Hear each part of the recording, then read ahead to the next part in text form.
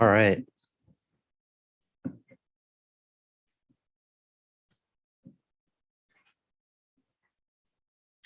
Hi.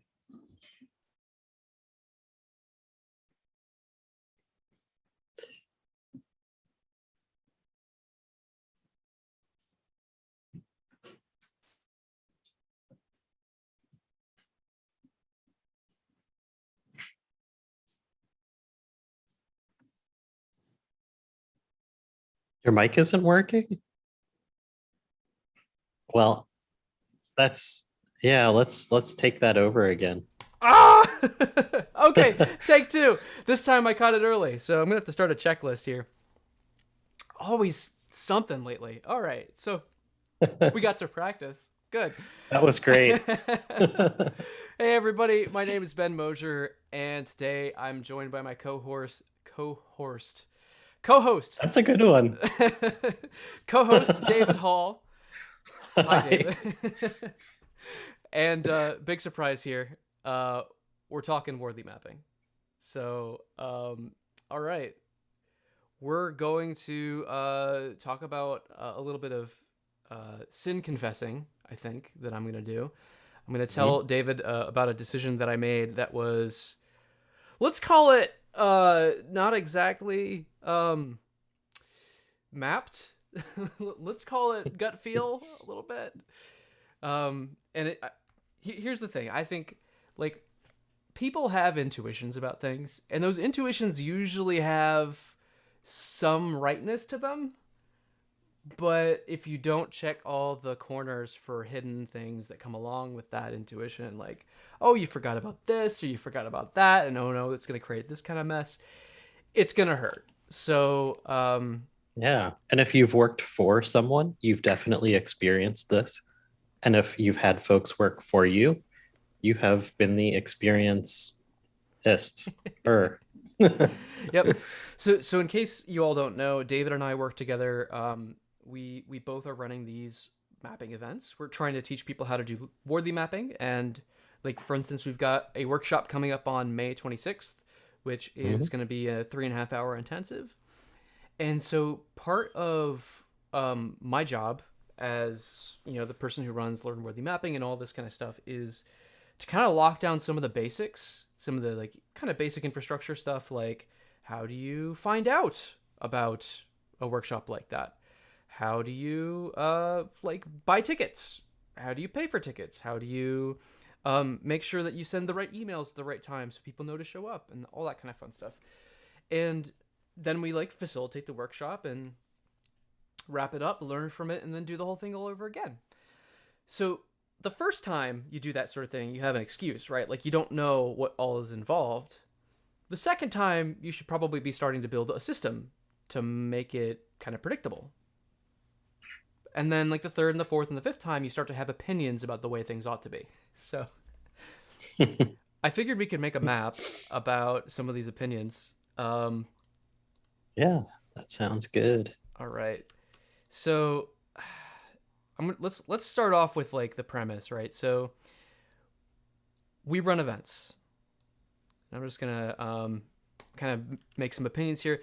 Here's what I'm trying to do, right? Like you've heard me say this before, David, and I'm not sure. I doubt folks have heard me say this very much at all in general. Like obviously, I'm here to kind of help people become more purposeful, and the way that I want to do that is um, through teaching them worthy mapping. And so let me see here. Um, the I think worthy mapping is something that causes people to do things on purpose. Like I think if you design something on purpose instead of by accident, you'll do a better job of whatever it is that you're doing. You'll do things that are purposeful. You'll reduce harm in the world, all that kind of fun stuff. And in order to do that, I want to like run events and things like that. I need to run events because otherwise, how will you learn how to do worthy mapping? Like some people need experiences around that. So I'm just gonna oversimplify this thing like dramatically. Like let's focus in on people who have decided to learn worthy mapping. That sounds Decided good. to learn worthy mapping. Okay, so like it's not even a question. We're not trying to tell them what it's about. We're not trying to like convince them. They've already decided. All right. So what do they need? They need an experience. Like that's most often the trick. Like people try to read the theory and they kind of get stuck and they just want to see what it's like. They need an experience of using it. So call that a mapping experience. Okay. And we do all sorts of stuff to make that happen, don't we? Yeah. More than one. So I'm thinking of like, let's say the landing page is one thing. Landing Yeah. page. What else comes to mind for you?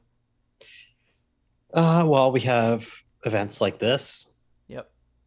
Live streams. So we do live streams. Just to make people aware that this stuff is happening, right? Hmm.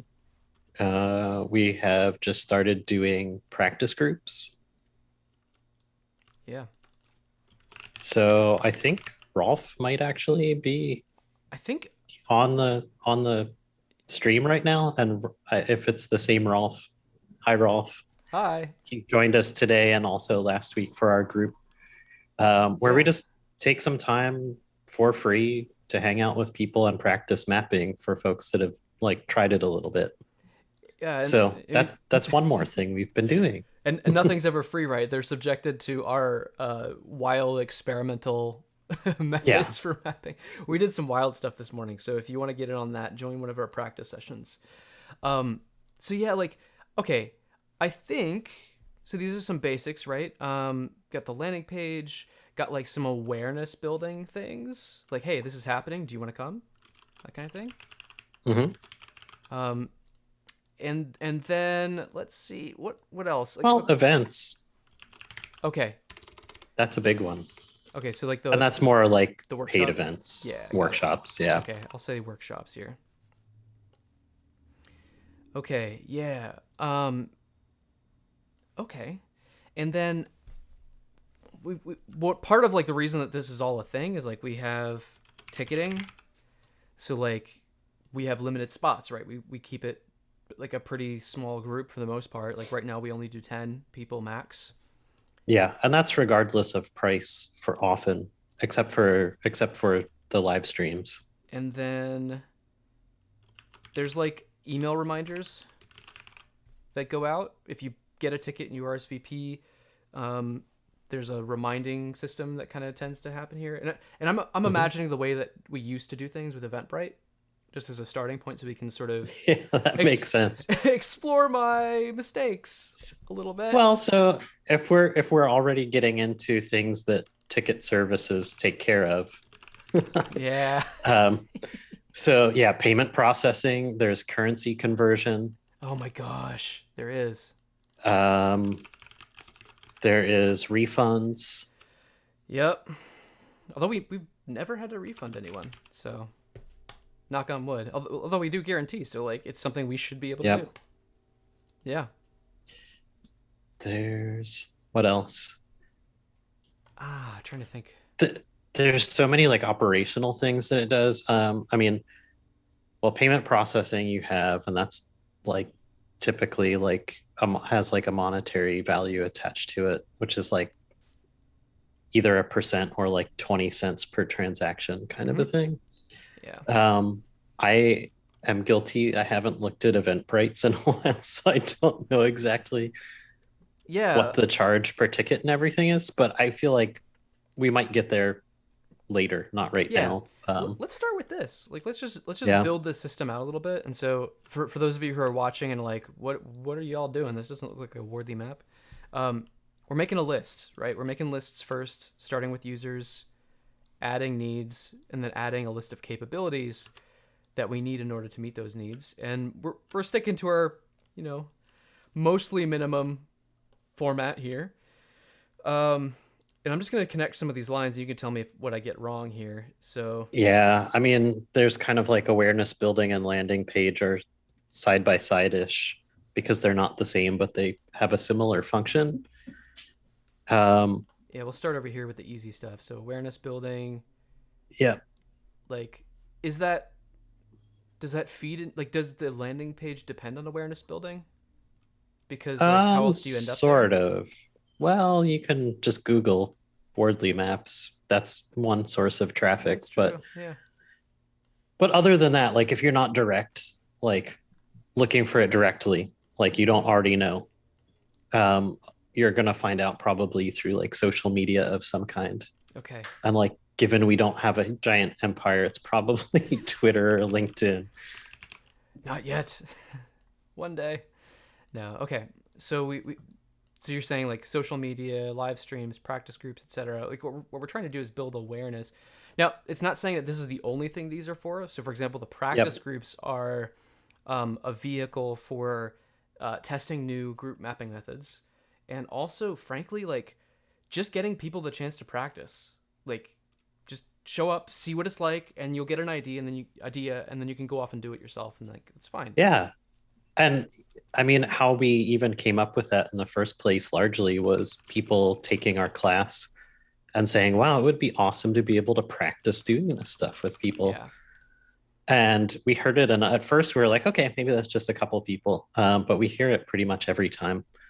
So we're trying out, like, is this actually helpful? And I think so far it has been. Yeah. I mean, But I'm super biased. So. from the marketing standpoint, like we always have that moment in the live stream or in the practice sessions where we can be like, and generally on social media too, it's like, hey, this is a thing we're doing, by the way, just so you know, because I know like there's so much going on in everyone's lives right now. Like we basically have to repeat and repeat and repeat, and that's just the game. You just got to keep Yep. making sure that people have the chance of finding out, and if they're interested, giving them the chance to come. So let me see, landing page. Manish says awareness building needs a landing page. Yes. So Okay. I'm down. All I right. think Yeah. that's pretty correct. I'm not mad about it. Okay. Okay. So we got the landing page, and would it be fair to say that in order to get a mapping experience, we're giving them this workshop? Is that a fair dependency? Mapping experience depends on workshop. Though I guess mapping experience also depends on live streams and so on and so forth. Like this is messy Yeah. and really really wrong, I guess. But Yeah. that Let's just go with workshops for now because we're focusing on ticket sales. got it. Okay. What do you So think about that? not mad about that either. But we can make this Cool. better later, right? So Yep. okay, a workshop depends on a landing page, right? Yes? No? I Yeah, don't. more or less. I mean, it could Eh, also depend on just social media, that's true. but I have an idea. yeah. What if we just say workshop depends on awareness building? Yeah, better. Okay. Less wrong. Yes. Um, and yes, absolutely. Like mapping experience does also depend directly on practice as well. Yep. 100% right. Okay.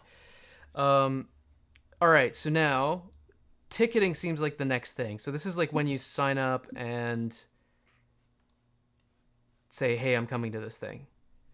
So ticketing needs a place to be, and that's a landing Hmm? page. And the workshop needs ticketing in order for people to show up, right? Yes. All right. And then after ticketing, like it seems like email reminders also are necessary directly for the workshop because otherwise how else do you remind people to come and things like that? Hmm. Yeah. There's email reminders, there's calendar integration.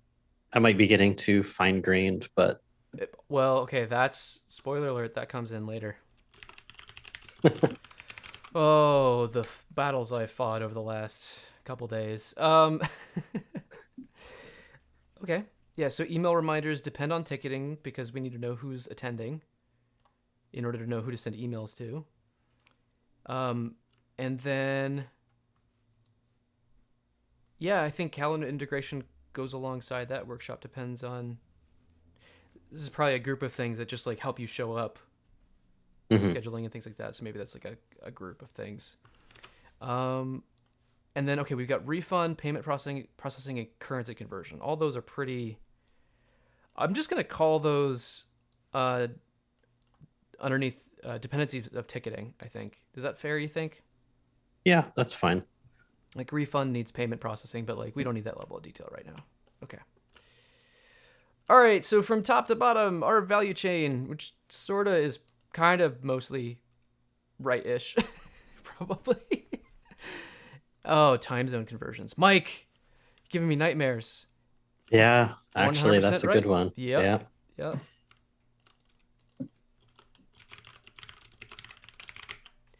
Yeah. Yep. Yeah, this is all a group of things. Like, how do you get people to show up? Well, they got to show up at the right time. Um, Although if you give them a calendar integration, then the time just shows up at the right time in their calendar. Because Hopefully. And it depends on the maturity of that integration because I have experienced being in a different time zone on work travel oh yeah, and missing meetings because it booked my calendar California time rather than switching to, I think I was in Mountain time. oh wow, yep, yep.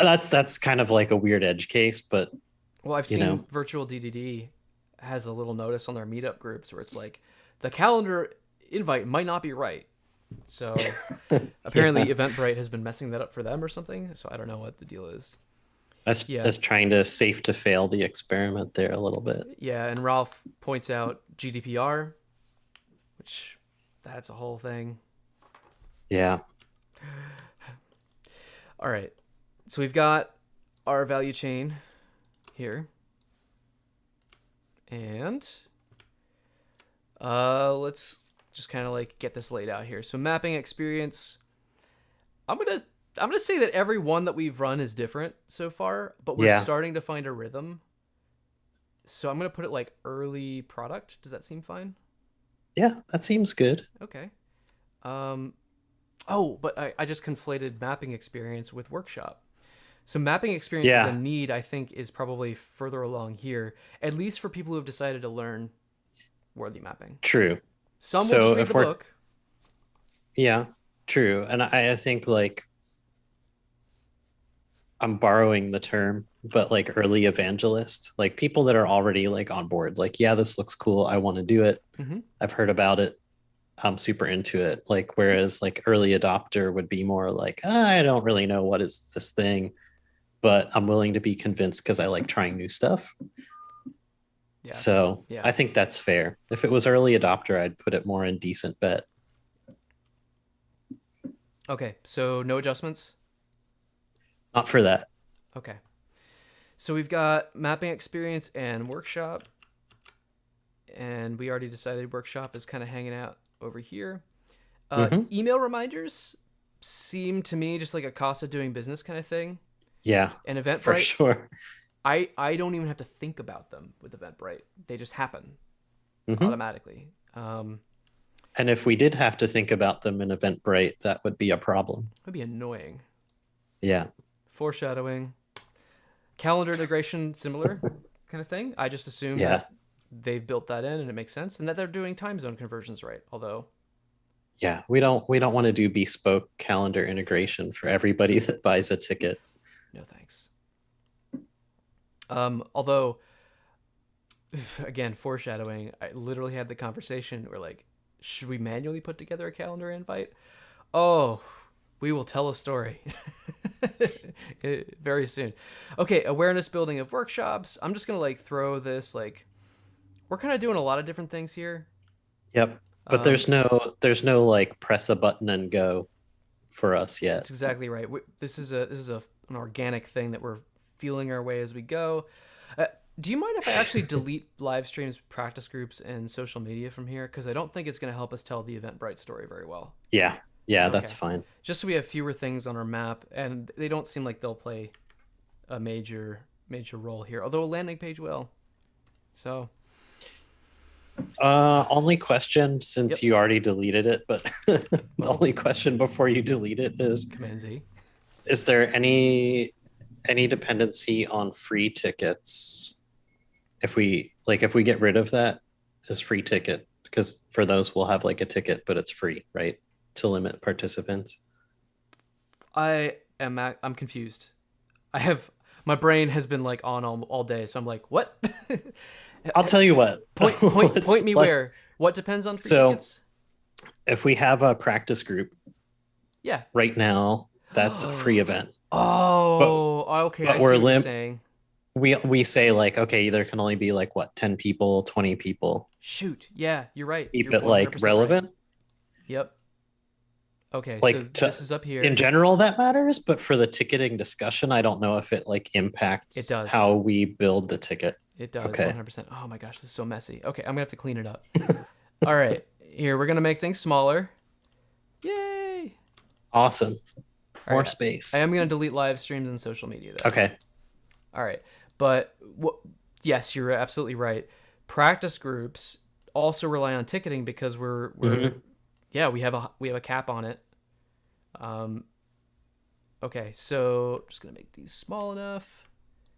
I'm sorry, this is going to make it harder to see on the stream, but I promise I'll zoom in so you can all see this. Okay. Okay.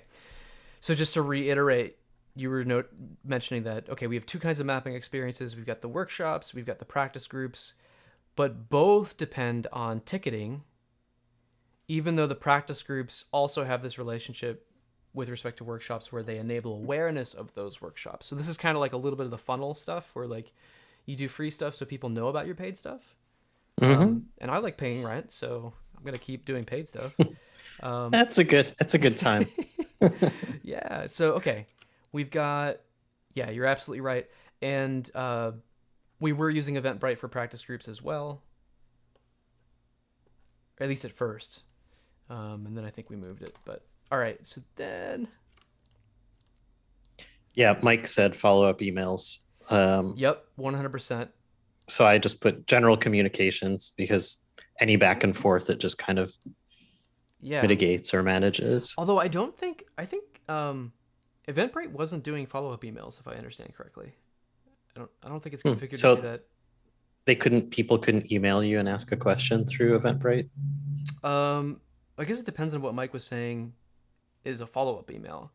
Okay. Because if it's follow up as in thank you for coming to the event, Eventbrite's not doing that. If it's a follow up as in like, hey Oh. Ben, what the heck? Then they'll just email me. Like, Well, it's a good thing we talked about that briefly because I was thinking it was something totally different. and Mike will So tell us. there's multiple ways. Mike will tell us what we got wrong Cool. there. Cool. Yeah. So, but you're right. That is like there are many kinds of email communications. There are like reminders. There are also thank yous and follow ups.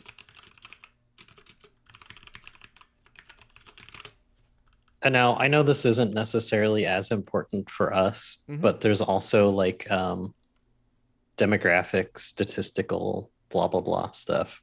Not statistics. I don't know why I said that. Metrics.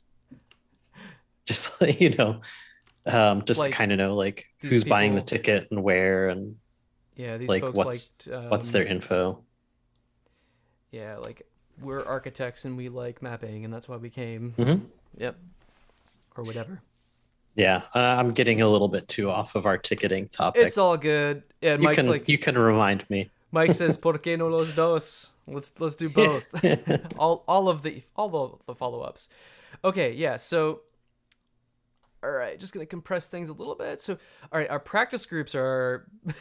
I'm gonna put them over here, um, because I run them in an authoritarian fashion, And uh, it's new. and it's new. So, we sort of impose order there, and eventually we'll kind of have like a form I think that stabilizes and that people kind Hmm. of know what to expect. But anyway, that's coming. Okay, and then let's see the landing page. Like landing page can be broken out into content for the landing page, and then I think like hosting and stuff. Not to this might get a little too detailed, but I think it's worth doing. Um, Yeah. an Eventbrite like lets you do your own content, but it limits you, right? It's like these are the kinds of things we expect content to be made of. It's copywriting, it's images, blah blah Yeah. blah, headers, all that kind of stuff. So I'm gonna put that like in product here, and put the landing page kind of like at the edge of product here as well. Ticketing though, because Eventbrite has their stuff together, I'm gonna push this all the way over here. Yep.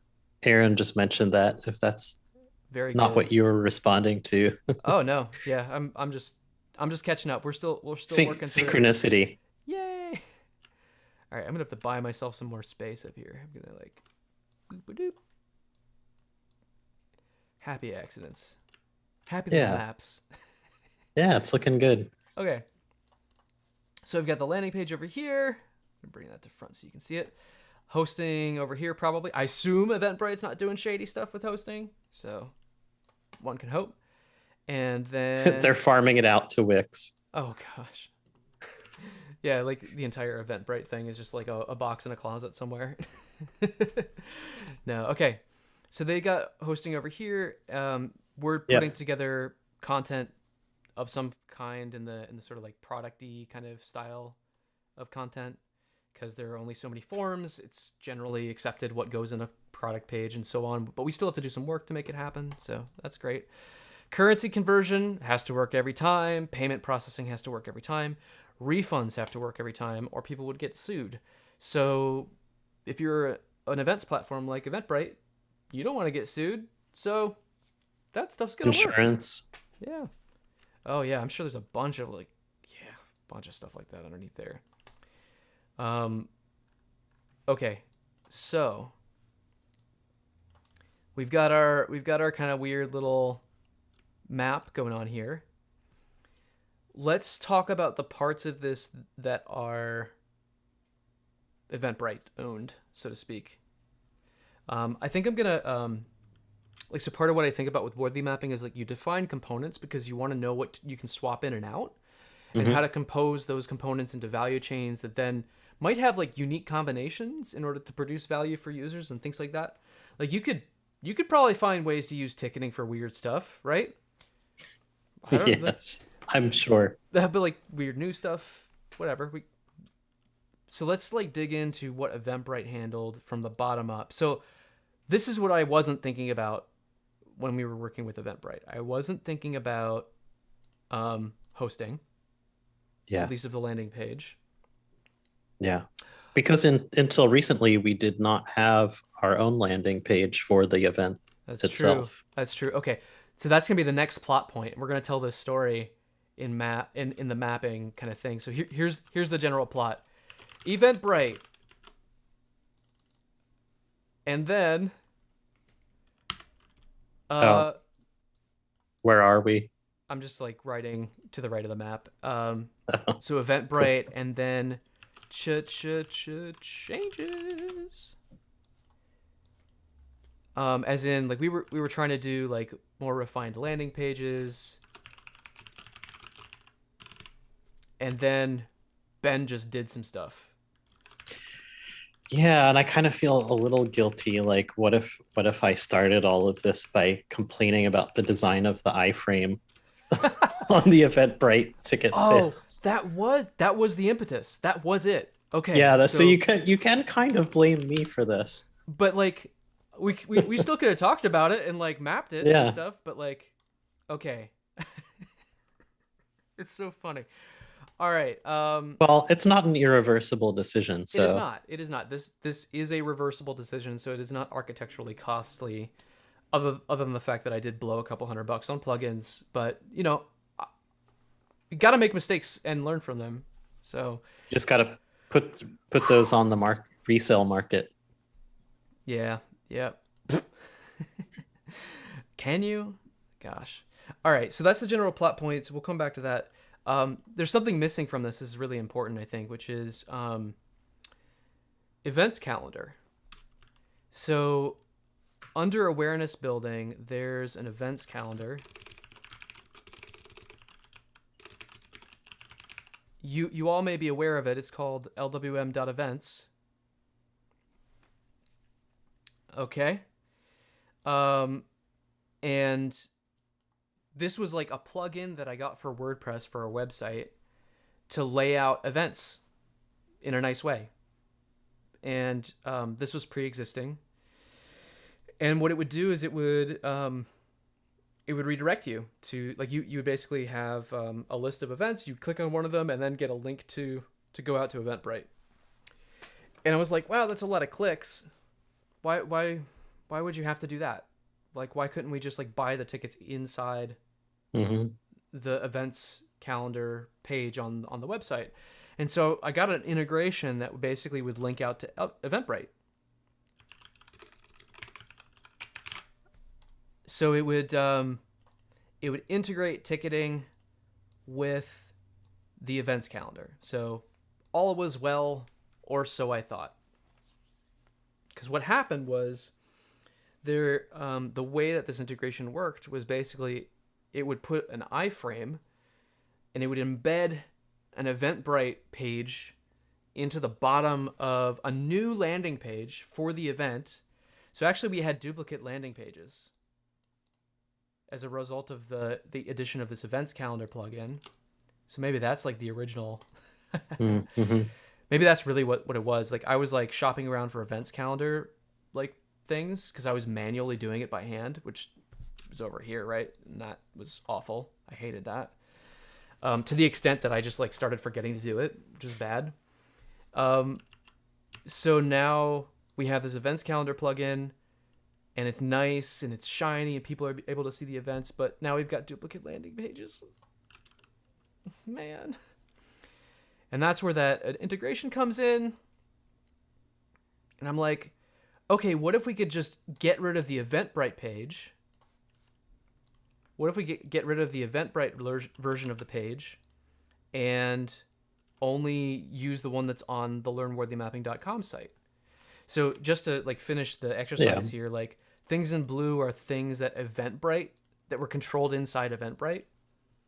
And like, for instance, I did write this content in Eventbrite, but Eventbrite managed the content management system there. Yeah. So, all right. So we got ticketing, we've got refunds, payment processing, currency conversion. All of this stuff was handled by Eventbrite.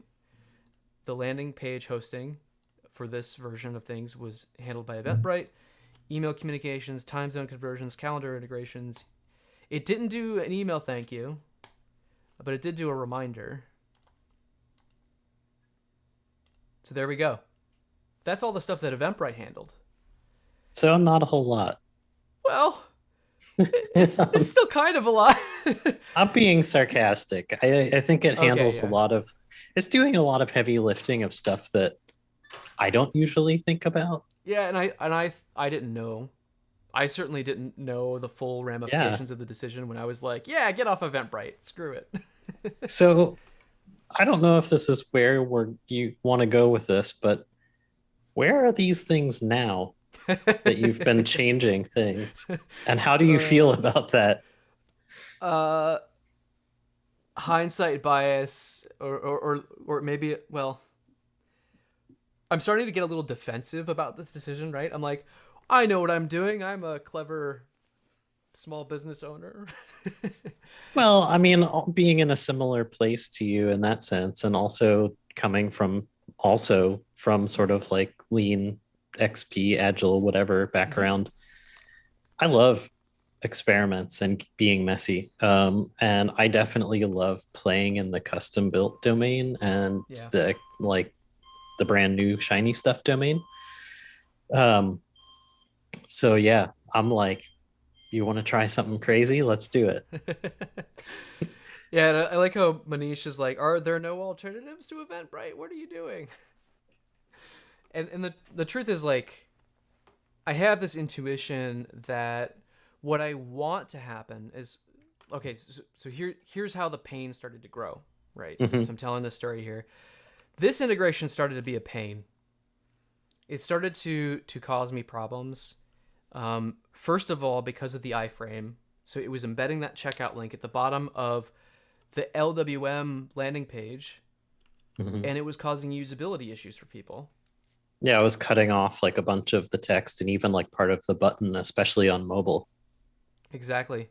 So that's no bueno. And like Yep. one thing I could have done is I could have complained to the people who make the plugin, and you know, yeah, I mean that could have been one way to resolve it. But I'm impatient. I like to, and what's worse is I know how to code, and so I'm gonna be tempted to build things, and that's always bad.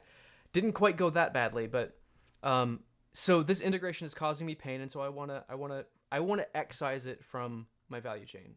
I want to cut it off and get rid of it.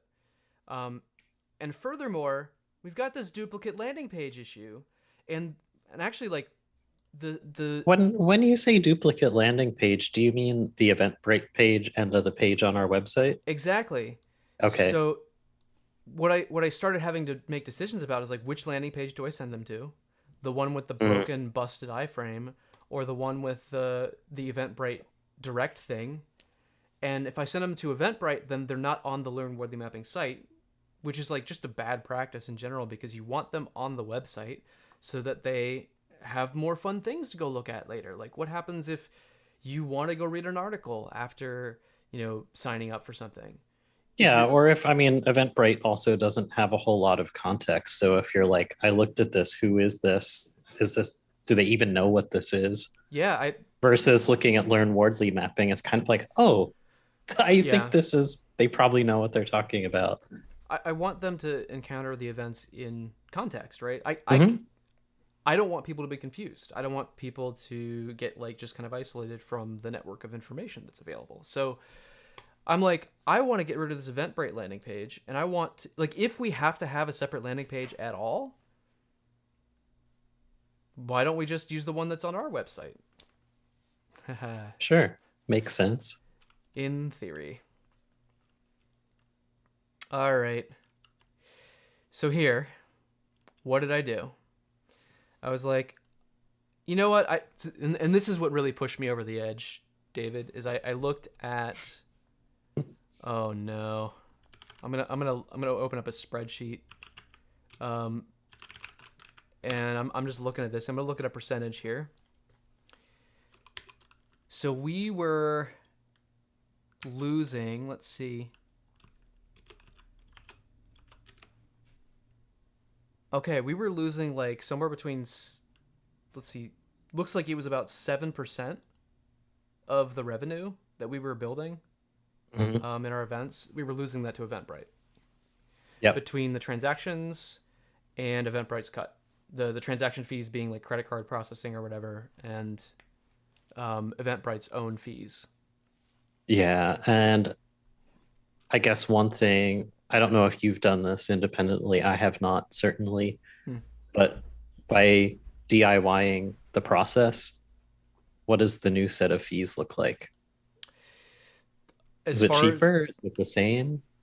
well, so since this is a test, we haven't done any paid events yet. Okay.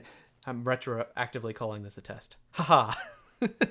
That works for me. Yeah, no. So, wow, is that really what happened? Oh, wow. So it looks like fees ranged from between 7% and 25%, and I'm not quite sure what all is behind that. Hmm. I'd have to dig in a little bit. Um, wow. That's pretty high. Like seven, I wouldn't be too bummed out, but 25, that's You know what? I think there might be some funny stuff about the numbers on this one, and this is always the fun part. We try to be data driven, but if your data's bad, um, okay, now that I look at the most recent events, the most recent three, it was between 6 and 7%. So I'm gonna assume that's like the running average, mhm. and that we're gonna, probably cut that down to 3% if it's using a credit card, like kind of transaction directly. So this uses PayPal, I think, which has its own risks, but Yeah. they're not gonna hurt us as much. So like, yeah, now I'm like going, huh? Is that really all that much? Am I really just like making more pain for myself? So like the trade And offs like start to the cost emerge. of your work, right? Like how much did you pay? And is that a one-time cost or is that an ongoing cost? Yeah, that's a good question because once you own it, you have to keep it up. You have to keep it working. So like we might find that this is a bad trade off, but right now it's like I'm trying to like trade off like is the value of keeping folks on the learnworthymapping.com site Hmm. that high? Like is it worth that trade off? Yeah. And my intuition is yes, but I'm gonna need you to bring in a little bit more of an objective Yeah. standpoint Well, I because mean, is that your mine baby? too. I mean, I think like, okay, if you have like one-time costs that are high just to get this all converted and then everything kind of Mm-hmm. ends up Yeah. uh, like working like evening out, then that's great. You don't have to worry about getting, just costs of Eventbrite running Eventbrite and charging you. I mean, like, they have to also pay employees and like buy Yeah, servers and all of that stuff too, yeah, yeah. which totally makes sense. But, if we don't need it, um, I mean, this is where, I mean, I live in the Bay Area, and like this is not a good first thought, but my first thought on stuff like this is like, who do I know that works at Eventbrite? And would they be willing to tell me how much this like stuff actually, like what the customer retention is between like hosting your own and going through Eventbrite? Because they've done the research, No, you definitely do. And right? like And that we three could do that percent, research, but that 3 or 4% that we would be earning, just I mean, that's the thing because we're so small scale. Like we're not as big as Eventbrite. That 3 or 4% means a lot more to us. yeah, Um, it's true. And and Aaron's got a good point. It's like we could map the flows of capital yeah, that's really just to true. kind of look at how that's working. Um, But I did do the math on this, and it would pay itself back within like 2 maybe 3 events. So oh wow. if So we I mean like that's like that feels like the risk is worth it. if Yeah. if we can responsibly do it, right? Like if we can responsibly set up the systems that make this all work. So I'm gonna make a copy of this map because the story gets worse. Yeah, that's a good idea. All right, Then we can do all kinds of crazy stuff with this. And I all right. think like just a reminder, I don't know if everyone's been watching since the beginning of this, is just that, you know, Ben decided to move off Eventbrite for events that we're running. And we're trying to see like, was that really worth it? Is it costing us more in the short and long term to do it ourselves?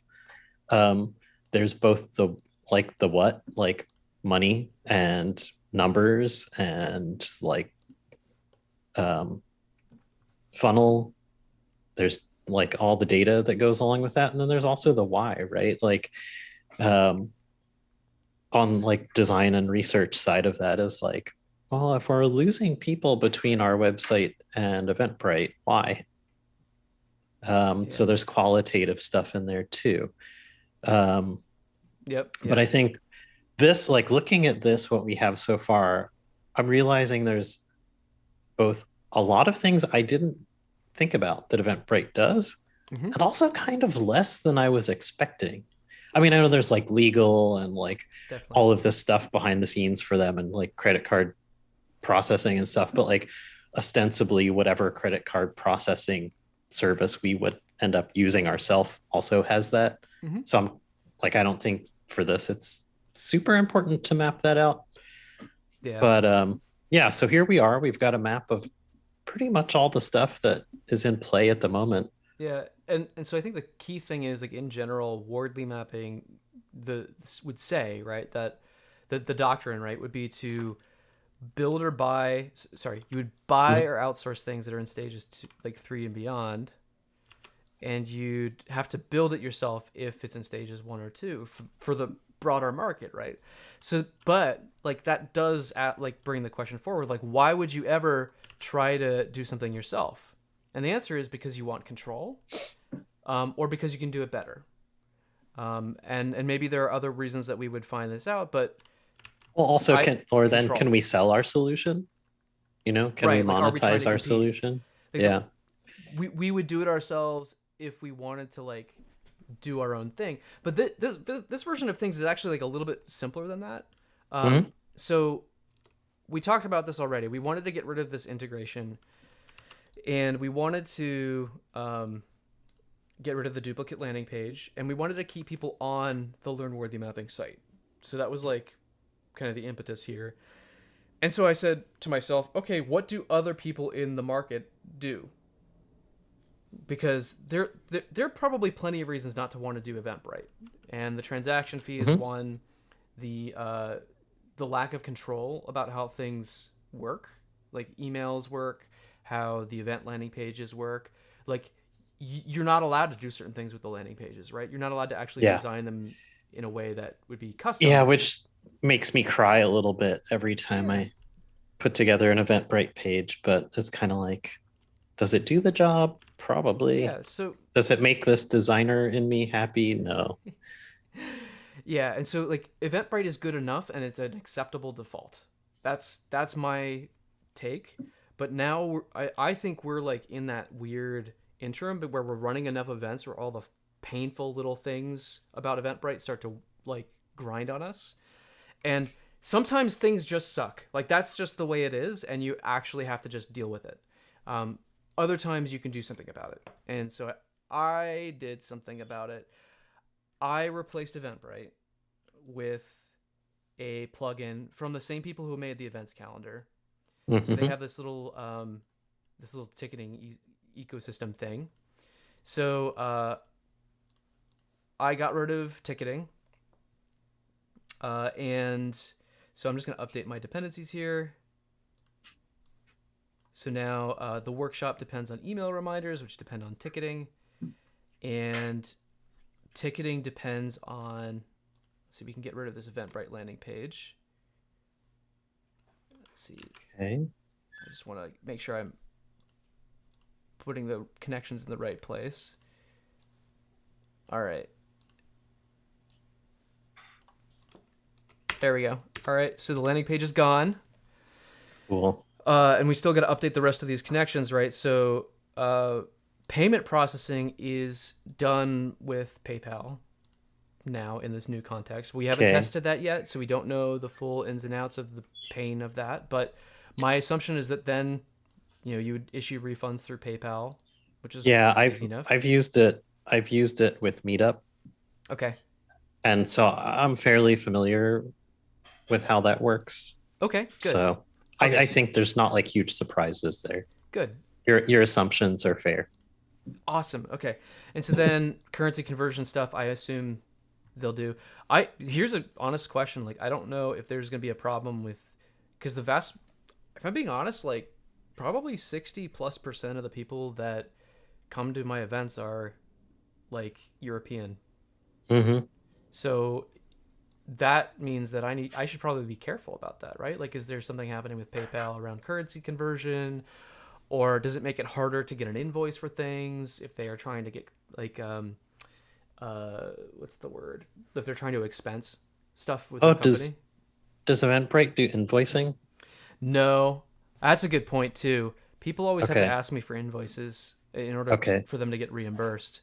So that's just something that actually let me just add that over here. Invoicing to support reimbursement.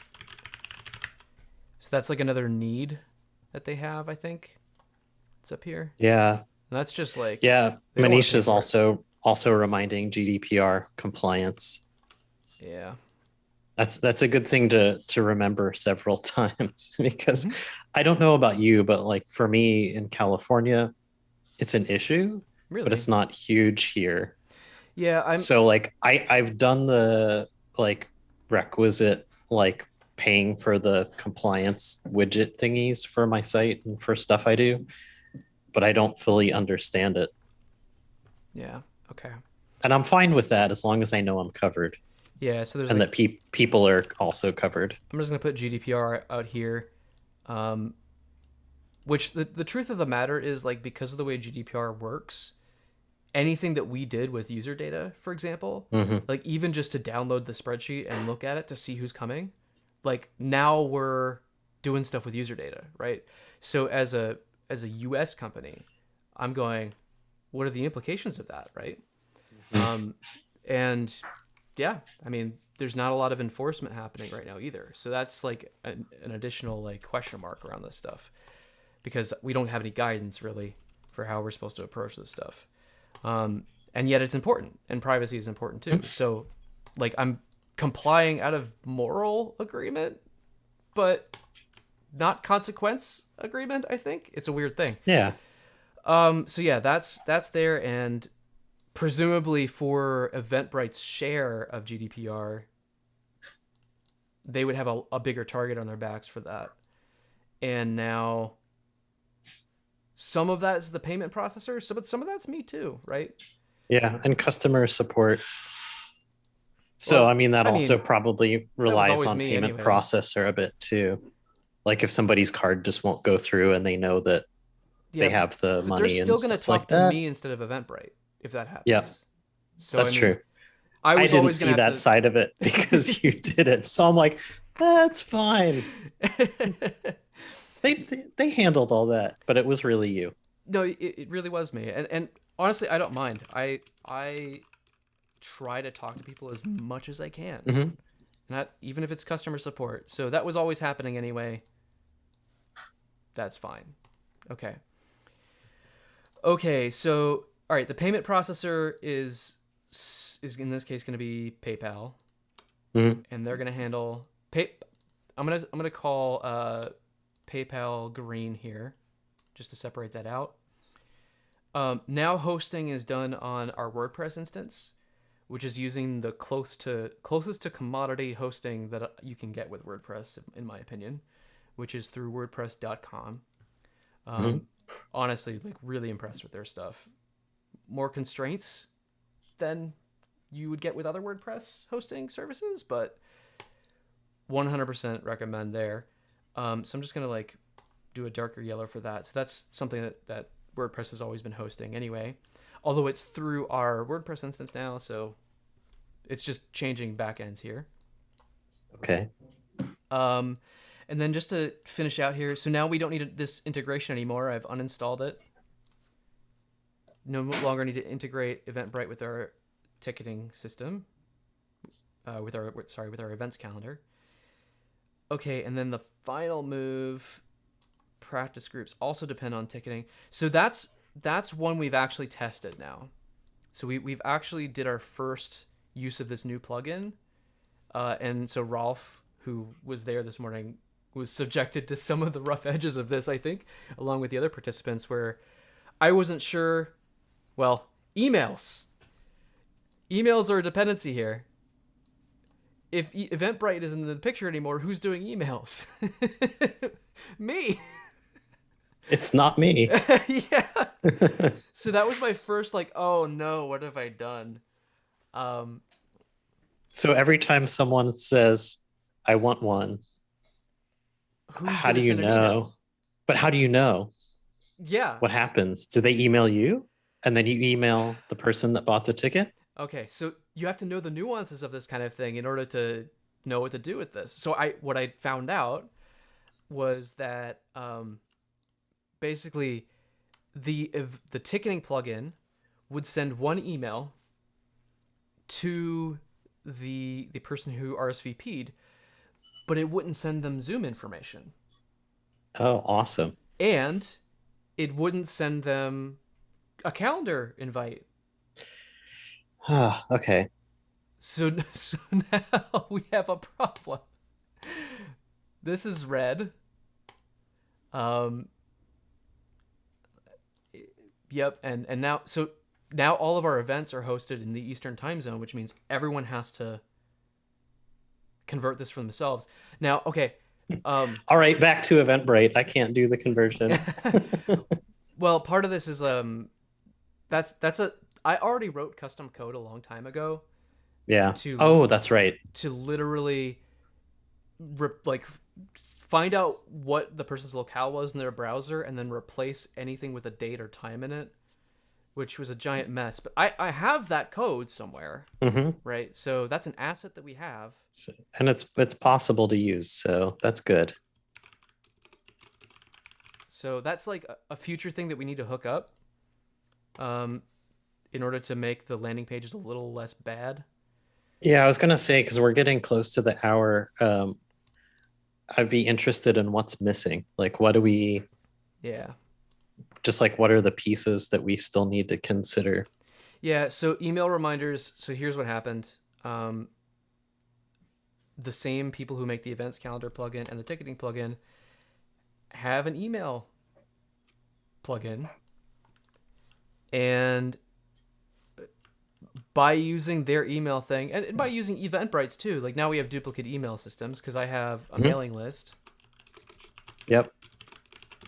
But I'm kind of okay with that because the thing with this, okay, so now we've got this set of plugins, and really what that is it's a plugin wrapper for a custom service that they run on their own. So they just take care of sending emails and stuff like that. So now that's basically outsourced. Okay. But like I still have to edit the campaigns and things like that to make sure that they run every time, which is a little bit more work than I was expecting to have to take on. But I'm okay with that. Actually, there's something about communicating with people that matters more to me and having some Yeah. control over that. Agreed. But it is duplication now. We've got two mailing lists, but again, I'm okay with that because the work required to use a ConvertKit or a Mailchimp would be just astronomical. The amount of synchronization and tagging and everything to like get everything set up just perfectly, and I don't want to do it. So, basically, this email list is going to just be a throwaway one where if you RSVP, you're on that list for that event, and you're never talked to again unless you RSVP again. And I am satisfied with that kind of containment.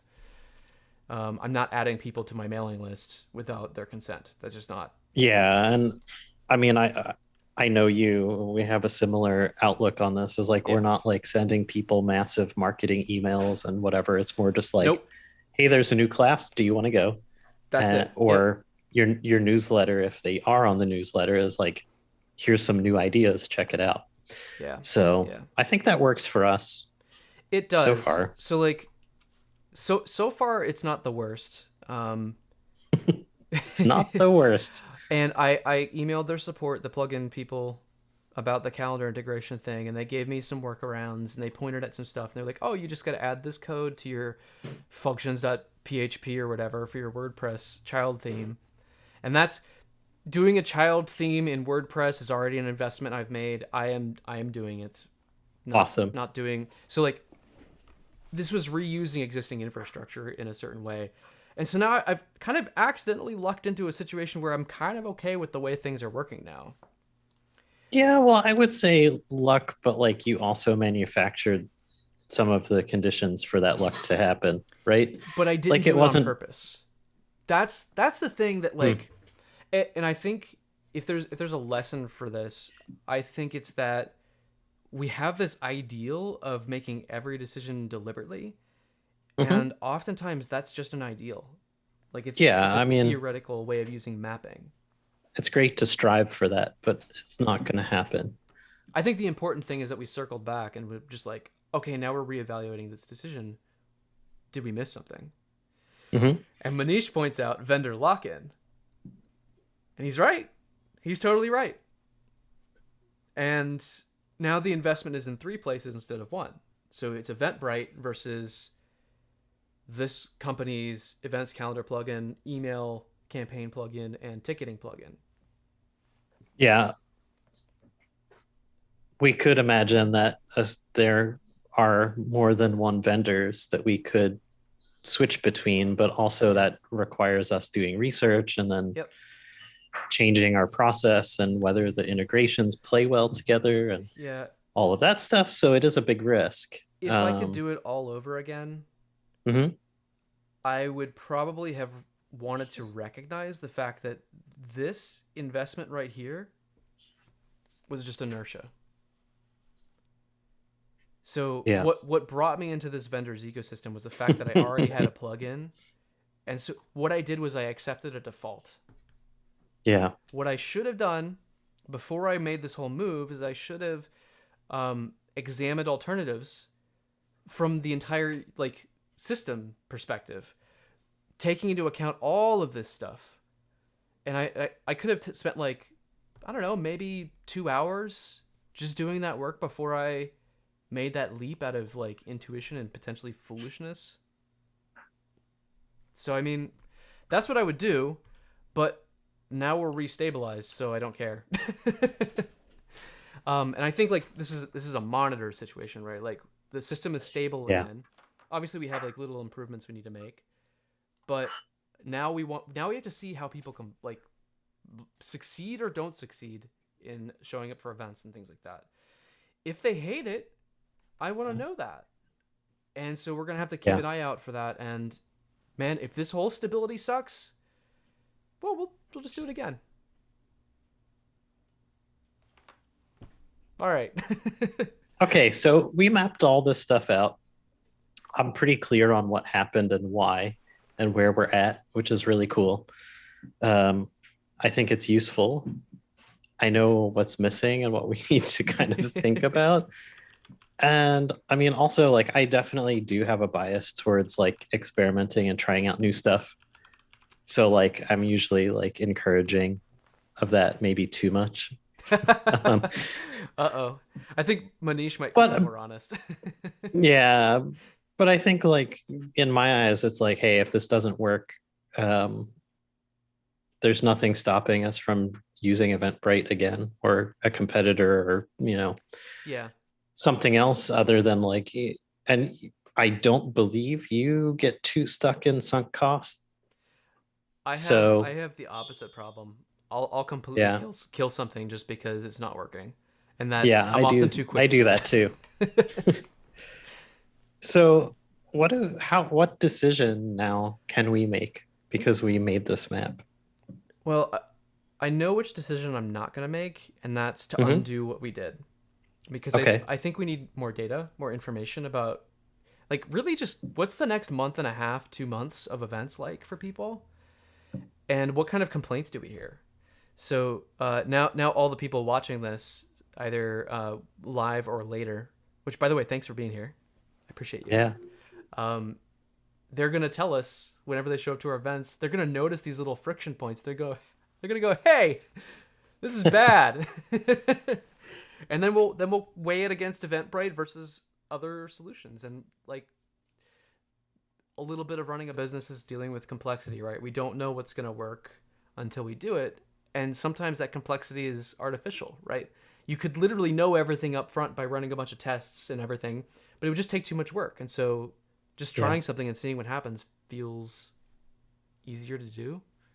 Yeah, and I mean, just even admitting and kind of embracing the complexity is a lot better than pretending it doesn't exist. Yeah, I'd rather own my mistakes and be like, Yeah. yeah, here we are. So thank you for being so understanding. I really value everything that you put into the work that we do together, and it's been a blast running these workshops with you. So I'm It really has been. And like just the fact that every time you and or we do one of these type of events or the workshop or anything that like we're at a point where we're pretty consistently having people come and really enjoy themselves. And that's yeah. like I want to pay rent. I want to like make a living. That's kind of like in Wardley mapping. That's just like part of the, table stakes. It's cost of doing business. But like this is the great stuff where it's like, oh, people really are having a good time. Yeah, And and not everyone can always have a good time, but like most of the people are having a good time most of the time. And that's pretty awesome. I'm always like, when people's eyes light up because they find something, I'm just like, that's the stuff. That's it Yep. right there. Like you've just unlocked the magical chest of strategy stuff. Like you've got a taste of what it's like to find things and go, "Oh my gosh." Like there's so much stuff here. And that excitement Yeah. is just so good. Um so, Yeah. we've got a workshop coming up. Let's see, it's on the 26th, and you can find more live streams like this one. And we've got a workshop on the 26th. You will make maps, which is all about making maps and getting an intense experience around Wardley stuff. David and I can also run 90-minute intro, kind of Wardley introduction kind of things for your company if that's something that you would find useful. We Hmm. also Or run, the intensive or the trainings. intensive training, absolutely. And if you want to do that, just hit me up at ben@hiredthought.com, or go to learnwardleymapping.com and just open up the chat and say, hey, Ben, what's up? Which, by the way, you could do anytime for any reason. I like to talk to people about stuff, mostly mapping. But, like, if you just want to say hi, that's cool, too. So, thanks, everyone, for being here and for watching this. And, man, we need to come up with a closer, David. Yeah. We're done. Yeah, we're done. It's just like that. Just like straightforward. Yeah, We're done. Get out of here. I was thinking about the Arrested DevOps podcast. Like, there's always more DevOps in the banana stand or something. It's like, We got to riff on That's a that or good one. something. All right. Well, I'm going to do my generic call to action. Go make maps. Go create knowledge. Go know things. Right? Knowledge is power, and go do that. Should be fun. And tell us what happens. Thanks, everyone. Thanks.